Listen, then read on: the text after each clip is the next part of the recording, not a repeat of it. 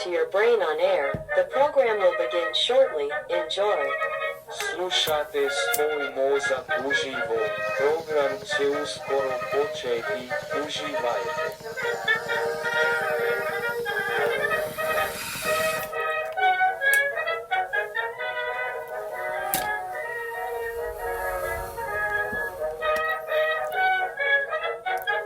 Good afternoon, everyone. Welcome to your Brain on Air. I am your host, Olivote Larson, and some say love, it is a river that drowns a tender reed. Happy Friday, everybody. It is a wonderful Friday. It's November 7th. I can't believe we made it so far. We're already a week into this month. Can you believe it, people? Time is moving too damn fast, at least in my personal opinion. We got a good collection of stories for you today. We got something for the sports heads, we got something for the travelers, and we got something for the queers. So, without any further ado, I say we should just begin, shouldn't we? You can't win them all, you know what I mean? Dallas Cowboys Marshawn Kneeland, dead at age 24 from self-inflicted gunshot wound. I know someone who is going to be very disappointed with their fantasy team. Like, this was their key player. Like, it's going to be a real loss to those sorts of people. In a heartbreaking news, from the NFL, Dallas Cowboy defensive end Marshawn Kneeland has died at the age of just 24. Team confirmed his passing this morning, calling it a tragedy that has left everyone reeling. Kneeland, a second-round pick in the 2024 draft out of Western Michigan, was found early Thursday near Frisco, Texas, after a police pursuit ended in a crash. Authorities say it appears to be a self-inflicted gunshot wound, with the Collin County Medical Examiner's office set to confirm the official cause.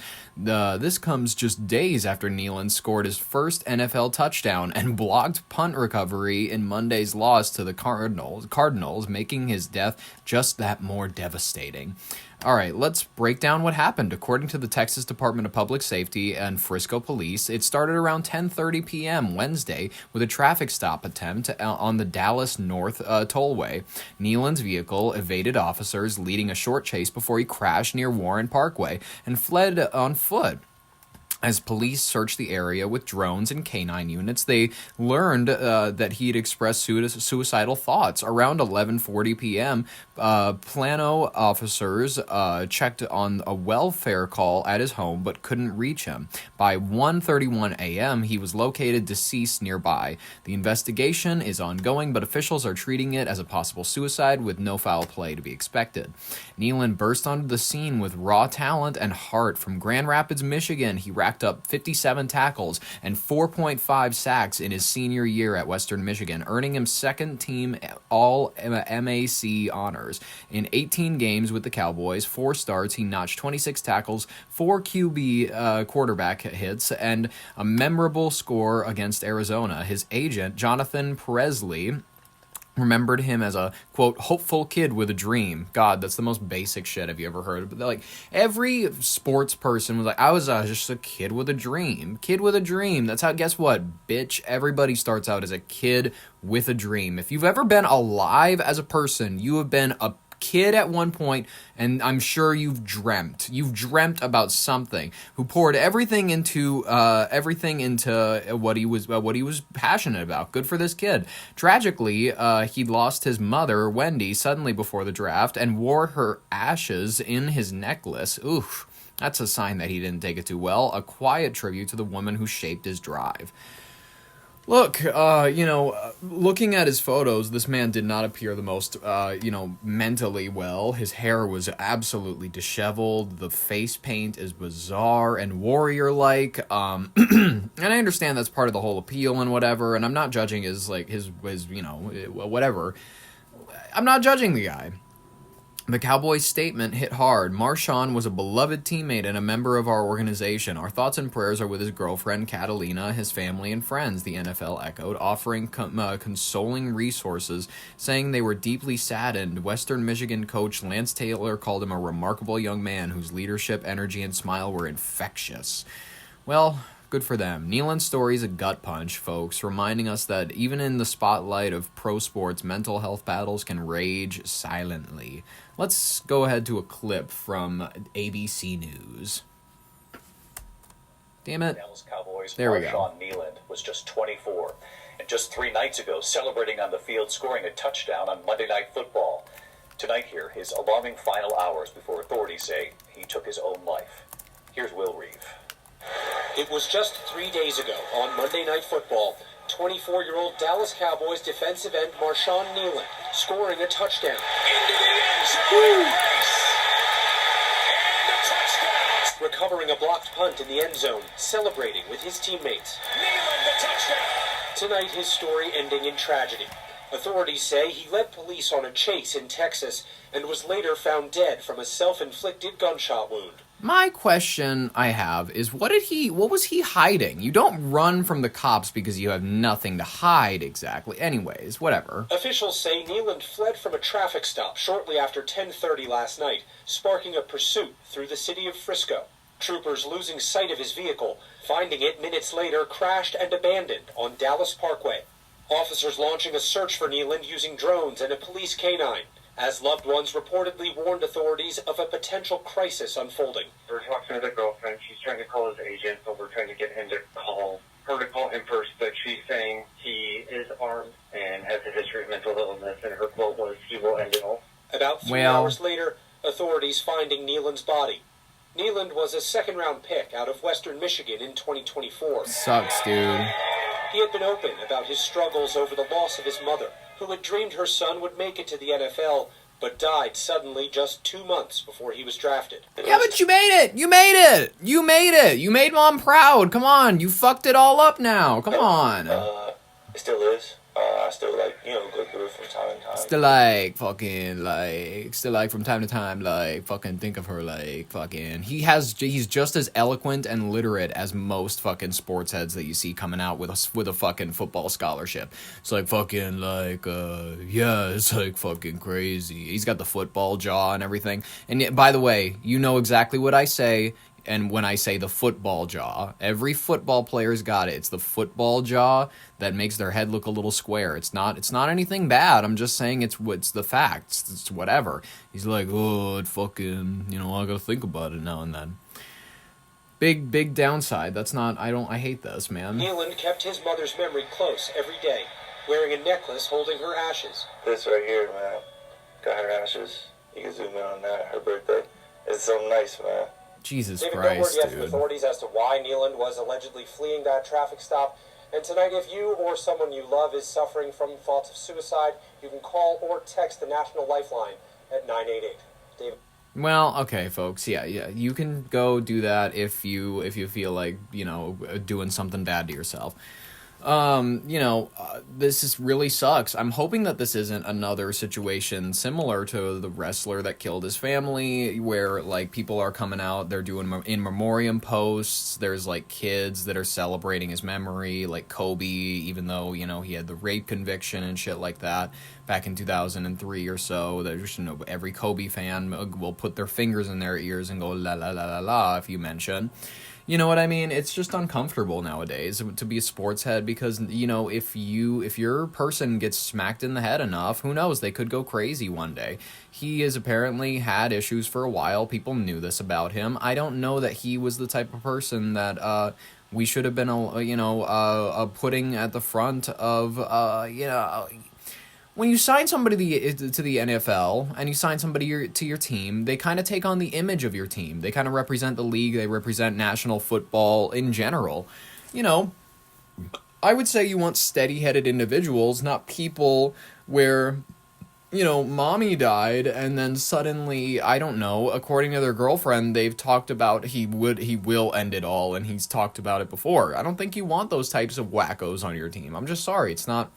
I don't think it's conducive to a very good public image. Anyways, so sorry to him and his mom Folks, I think I gotta just go ahead and I gotta read the ad. You know what? This will be something for a lot of people that actually will. This will help out a lot of former people that are going to be into sports. If you're into sports now, keep listening because you might need this in the future. Are you tired of remembering every concussion you've ever had? Introducing Tackle, the first SSRI specifically formulated for people who have been hit in the head more times than they can count. Whether you're a retired linebacker or an amateur boxer or just someone who thought skateboarding without a helmet could be cool as fuck, Tackle is here to smooth out those post-CTE blues. Our patented formula floods your brain with the same neurotransmitters that you've been trying to hold on to since the big hit of '09. Forget your symptoms, literally. Side effects may include improved mood, uncontrollable optimism, and the next season, a spontaneous podcasting about the glory days. Tackle, when life knocks you down, get up again and again and again.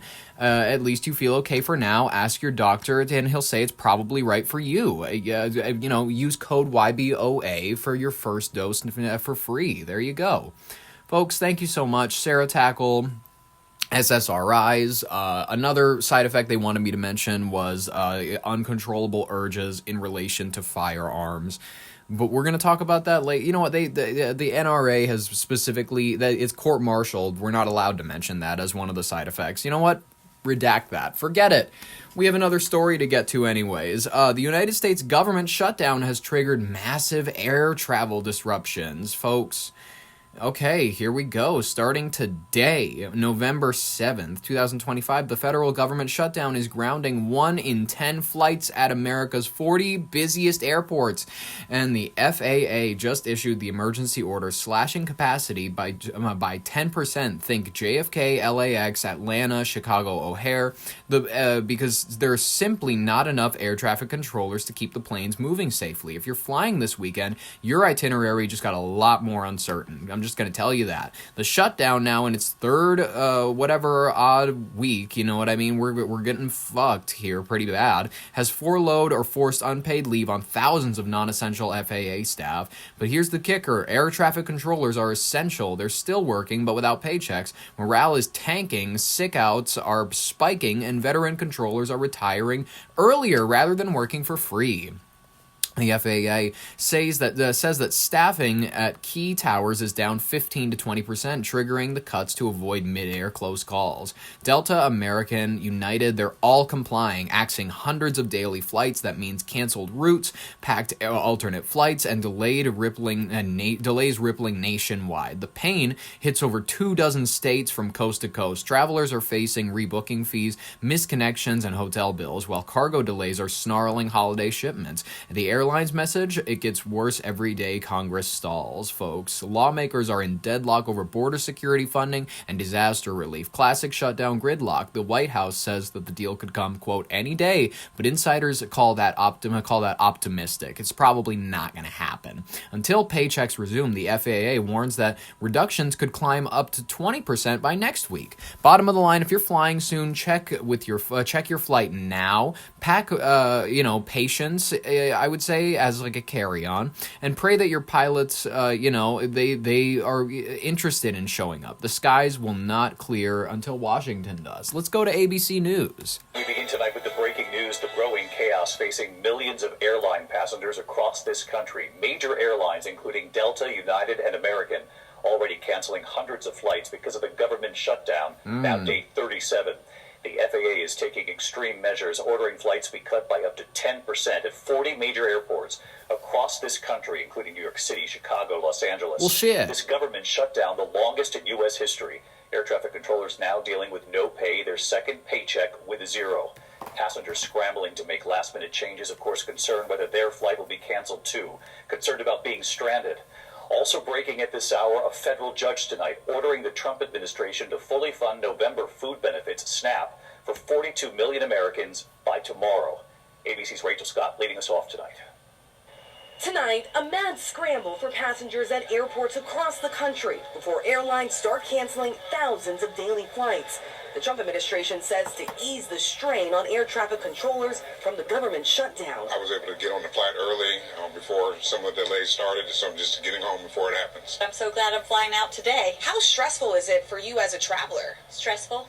check the, I guess, the wait time at the lines the day beforehand, and just worried about it. So keep your fingers crossed. 40 airports will be impacted, including the country's busiest, from Atlanta to Los Angeles to Chicago, New York's JFK, Miami, Detroit, and DCA in Washington. Tonight, Delta Airlines says they'll cancel 170 flights tomorrow, American Airlines 220, and United Airlines says they'll slash just under 200. Well, yeah. Passengers getting notifications like this one. Caitlin Ladner in Wisconsin had planned to fly to Raleigh tomorrow to surprise her parents. It was definitely You ain't going to Raleigh. Disappointing. We'd been planning it for a while, and it's pretty upsetting. And they since the Everybody, by the way, I hate when people get interviewed on the news because everybody has the same exact story. Yeah, like, I expected to do what, like, everybody expects to do, and then, like, something happened, and, like, it's really weird.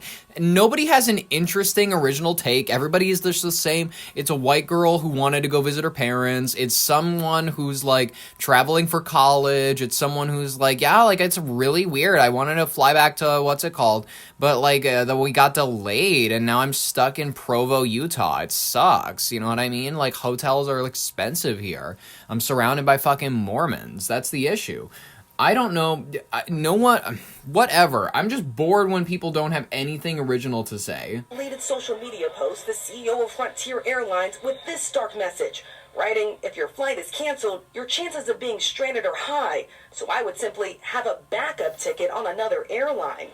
Today, Nice. The president asked if Americans should feel safe flying, with busy holiday travel just weeks away.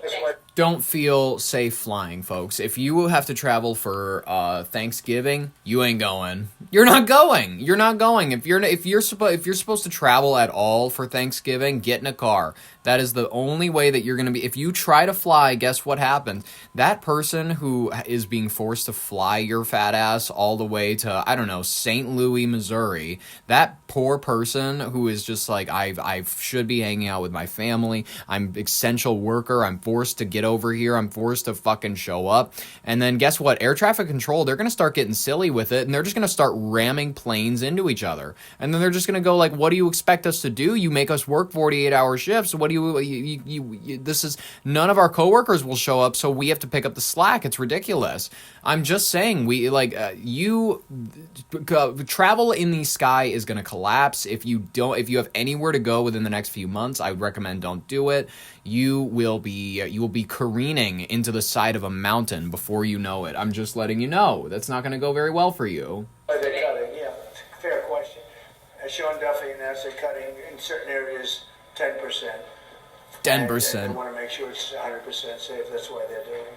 Officials say the shortage of air traffic controllers who missed their second full paycheck today has reached a tipping point, pushing them to take Shut up, unprecedented bitch! action, Go to work! Flights by 4% tomorrow and ramping up to 10% over the next several days. Safety first, whatever they have to do. Day 37 of the government shutdown and demand is surging. Long lines at food banks and drive-through food distribution centers from California to Ohio. Okay, here you go. Judge John McConnell rebuking the Trump administration, accusing the White House of trying to withhold benefits for, quote, political reasons, pointing to the president's own That's words on rich. social media, saying payments will be given only when Democrats open up government. Tonight, the Trump administration says they plan to appeal that ruling, but it does leave millions of Americans who rely on those SNAP benefits hanging in limbo. Meanwhile, at airports across the country, including right here at DCA, officials are bracing for even more cancellations tomorrow. So far, at least 700 flights have been canceled, but that number only expected to grow, David. You told us this was coming last night here and already seeing the effects tonight. Rachel Scott, live in Washington. Thank you. Thank you, Rachel. Live in Washington, we really appreciate it, folks. What else are you going to do if you rely on SNAP benefits? First of all, if you rely on SNAP benefits and you're not disabled, get a job. That's all I can say. It's unfortunate, but it's true. You know what I mean? I understand that you have kids, whatever. We'll figure it out. We'll figure it out. I will help you figure it out. Me and you, we're going to sit around the kitchen table and we're going to figure out your finances, because apparently you need me to help you out with it. Even though you know, whatever. Folks, let's move on to the rapid fire section of today's headlines. As you know, I pick like 9, 10, 11 or so of today's major headlines, and I tell you about them. These are the ones that I can't really fit a full paragraph's worth, into talking about them. I'm good, so we're gonna cover them pretty briefly. Sudan's rapid support forces agreed a humanitarian ceasefire in a breakthrough between the two-year civil war. Sudan's rapid support forces have accepted a U.S.-led Quad proposal for humanitarian truces. Yay! Aiming to facilitate aid delivery and civilian evacuations in besieged areas. This comes as the conflict has displaced millions and created what aid groups call the world's largest mass grave in affected regions. Yeah, the Sudanese civil war. It's a big in that region. It's not fun. Typhoon Kalmagi devastates the Philippines, claiming at least 188 lives. Super Typhoon Kalmagi has left a trail of destruction across the Philippines, killing at least 188 people and displacing thousands with record winds and flooding that overwhelmed coastal communities. Rescue efforts continue as the death toll rises, heightening vulnerabilities in disaster-prone areas despite advanced warnings. Sorry, I had to scroll down. Best of luck to the Philippines. Yes. Trump signals potential 2026 visit to India, praises Modi. U.S. President Donald Trump announced that he may visit India next year, describing Prime Minister Narendra Modi as a great friend during White House briefing, amid strengthening bilateral ties on trade and defense. The remarks follow recent high-level talks that signal a push for deeper economic collaboration despite global tensions. Good for them. I want to have a good relationship with India. They have a lot of people, that's for sure.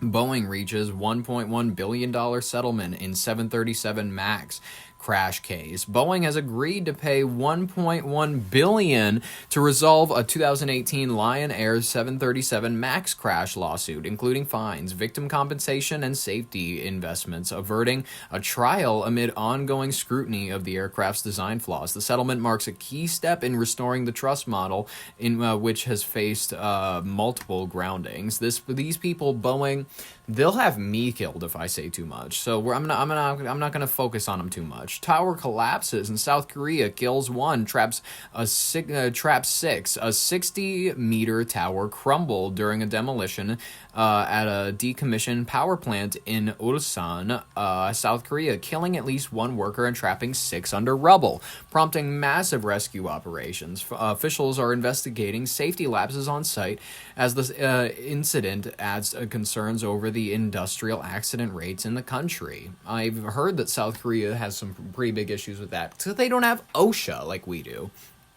To be fair, neither did we until the 70s. India's Supreme Court mandates fencing to curb stray dog attacks in India. That's awesome. India's top court ordered all government facilities, including hospitals, transport hubs, to be fenced against stray dogs due to a surge in bites, emphasizing a public health risk from rabies and urban animal removal. Listen, the only way to deal with this is you got to kill the strays. Cats, dogs, all of them, you have to kill the strays. I'm not saying you have to neuter them. Every animal lover will go to you and they'll be like, no, you can't do the, whatever. Listen, if it's a stray and it has, signs of mange, rabies, and whatnot, you can try to bring it to a shelter. I'm sure that no one will want this mangy thing that probably has diseases. I'm sure that, it's regrettable, but we got to run the furnaces again. Because some of these areas, they are overpopulating, they're overrunning the streets. They will allow a cow to live inside with them, but if a dog, whatever, for some reason they can't get serious enough about the dog problem. Kill the dogs again. I'm sorry, we gotta kill the dogs. You know that scene in Chernobyl where they run around with the lead over their dicks in order to make sure they don't get radiation, and then they shoot dogs all the time? That's what we need to do in other countries, unfortunately. Am I saying that I'm a fan of it? No. The UK has stripped Prince Andrew of his royal title amid the Epstein scandal. Buckingham Palace has confirmed that he will no longer hold the title of prince following new revelations in the Jeffrey Epstein case, marking a historic fall from grace for the disgraced royal. The decision comes after years of controversy and aims to protect the monarchy's image during a period of public scrutiny. You know, it doesn't help their image personally. Everybody knows that he killed his wife. Everybody knows that they couldn't let Diana mix a mixed royal with Arab blood. She was going to marry this Egyptian, and then they said, "No, you're not. You're gonna go ahead and you're gonna die." That's exactly what happened, and no one can say otherwise. But Andrew, good for him. Mountbatten, best of luck to him. I can't call him Prince anymore. There you go. Farmer's Almanac to publish the final issue. Good for them, folks. I mean, after more than 2 centuries of seasonal wisdom, the Farmer's Almanac has announced that its 2026 will be its last ever published. First launched in 1818, the magazine became a staple for gardeners, farmers, and households alike. You know, I remember having a Farmer's Almanac around when I was a kid. I remember seeing the 1997 one at my grandpa's house when I was a kid, and I was always like, that's really weird to see. I mean, it tells you the weather, and it didn't even know because it was written like a year in advance, and that's just weird. But apparently it relied on like the stars, it relied on certain sun patterns, whatever. I don't remember exactly how they made their determinations, but it was about 80% accurate according to them. According to most studies, it was actually like 50% accurate, but it's whatever. The decision to end it was, according to editors, stemming from the mounting financial pressures and the challenging media landscape that made print and distribution increasingly challenging to be in.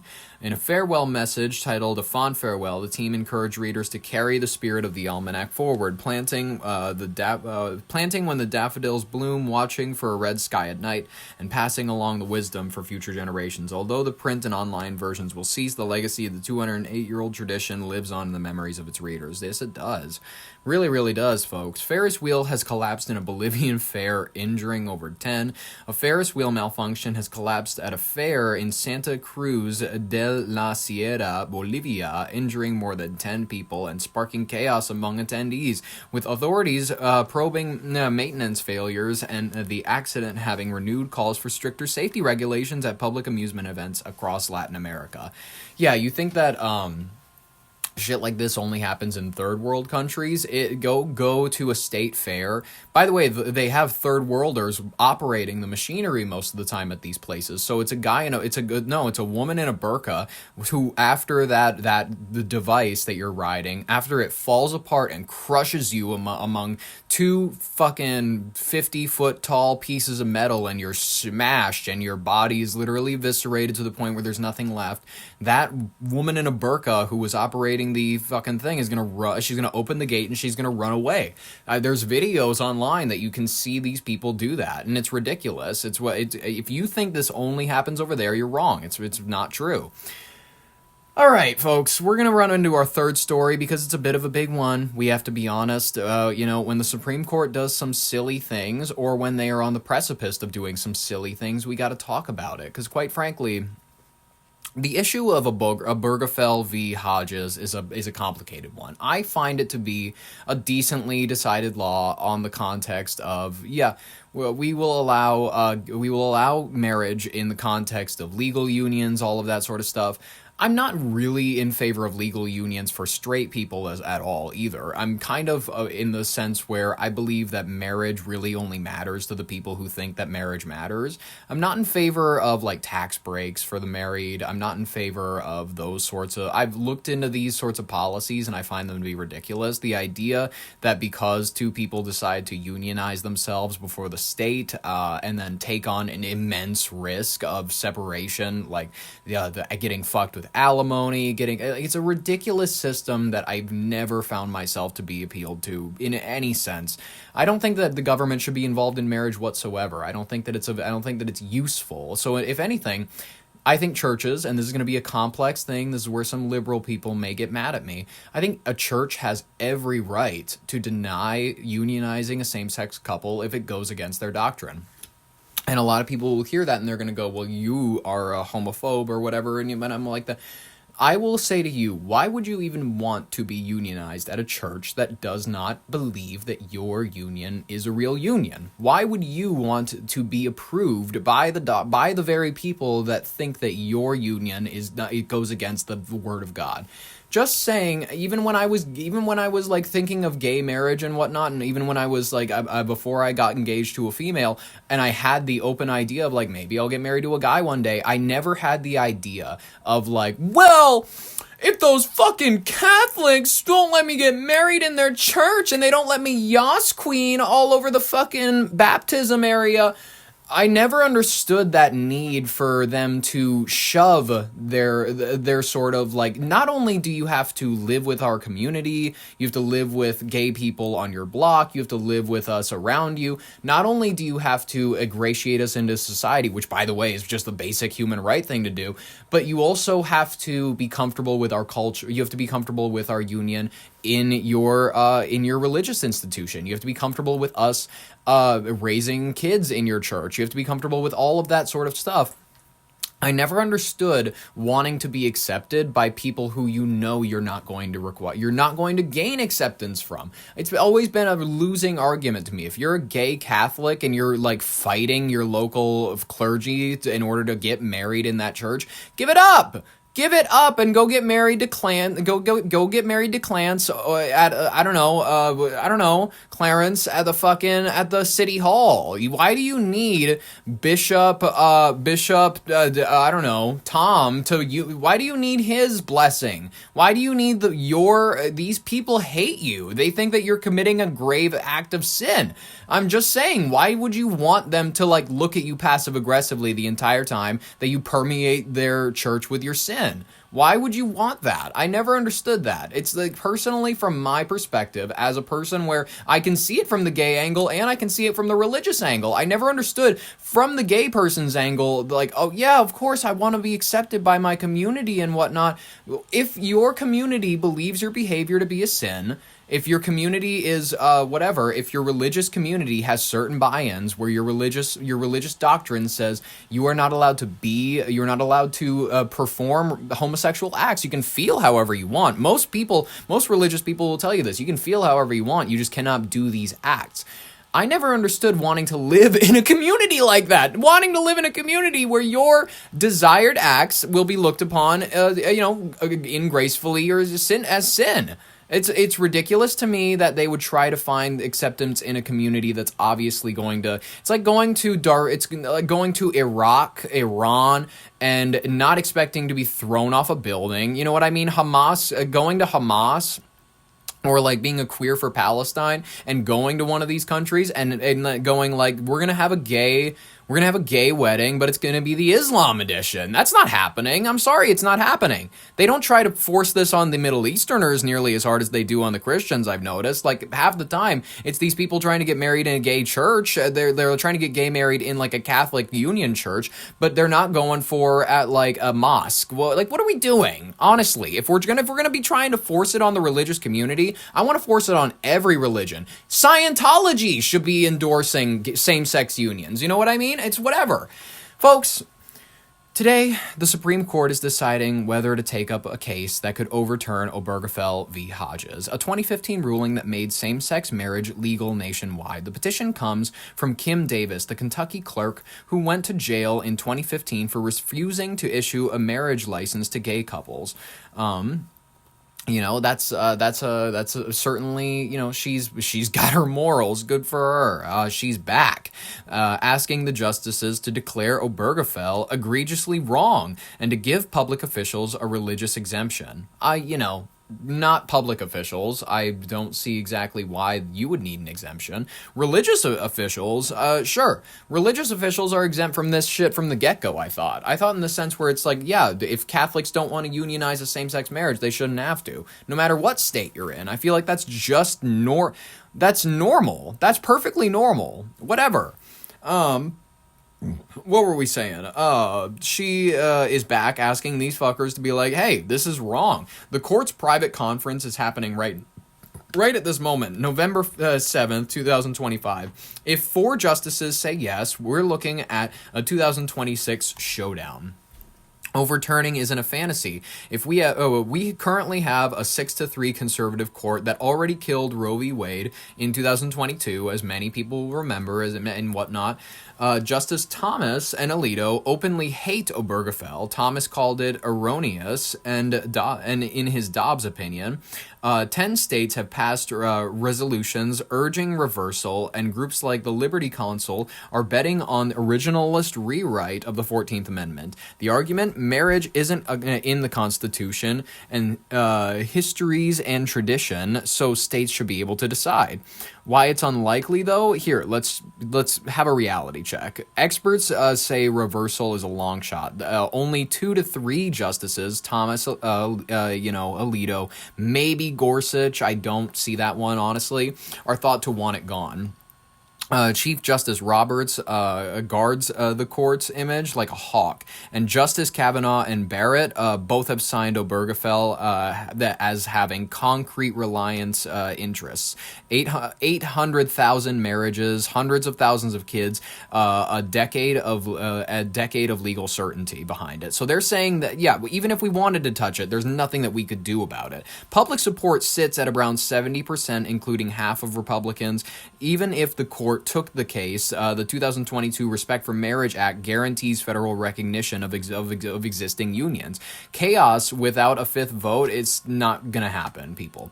So with will Obergefell fall? Probably not, maybe not ever. The smart money is on the justices denying a review and letting lower courts chip away at the edges. Think religious exemptions for bakers or web designers instead of torching the whole thing. Still, LGBTQ plus activists are on high alert. Jim Obergefell himself told Newsweek, this feels like Dobbs' deja vu. If the court does grant cert, buckle up, 2026 could get wild. For now, marriage equality stands, but the fight currently is not over.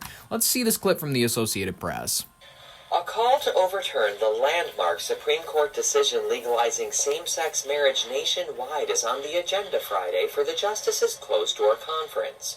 Among the new cases the justices are expected to consider is a long-shot appeal from Kim Davis, the former Kentucky court clerk who refused to issue marriage licenses to same-sex couples following the court's 2015 ruling in Obergefell v. Hodges. Davis had been trying to get the court to overturn a lower court order for her to pay $360,000 in damages and attorney fees to a couple whom she denied a marriage license. Well, in urging the court to take up her case, Davis's lawyers repeatedly cited Justice Clarence Thomas, the only justice to call for erasing the same-sex marriage ruling. Well, listen, folks. Obergefell v. Hodges is not the only thing standing in his way of getting rid of gay marriage. 37 states have already legalized it before this. With they're like California, it would be legal. Maine, it would be legal. Minnesota, it would be legal. Oregon, it would be legal. You can point to a lot of examples, and there are about 12 where you can point to. Well, they have these instant laws where they would they could fuck with things, but you never know, folks. I'd say just keep your eye on it. It's something to think about. Thomas, I love Clarence. He's like I'm a big fan of the pubic hair in the Coca-Cola can. I'm a big fan of his big black face and his big white wife and her hateful ideas.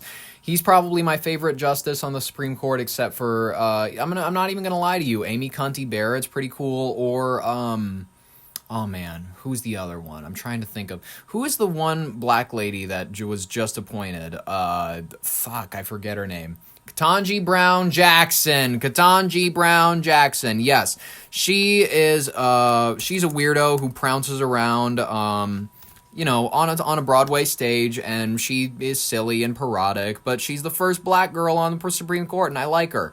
You know what I mean? I hope that she is the one that stands up for the queers. Let's see if she does. I'm hoping that she does. But in the meantime, folks, thank you so much for listening. This has been your Brain on Air with Ollie Wolt Larson. It's been a fantastic week of broadcast. We've had a great news week. Hopefully not too much crazy shit happens over the weekend, because guess what, folks? I'm going to catch you Monday, because subscribe if you want more. We are coming back at you weekdays, Monday, Tuesday, Wednesday, Thursday, Friday. That's our upload schedule. That's what we do every week. Folks, thank you so much for listening. I appreciate your time. I appreciate your whatever. Thank you so much. This has been Ollie Boat Larson with your brain on air. Have a great weekend, and I'll catch you Monday. Bye-bye.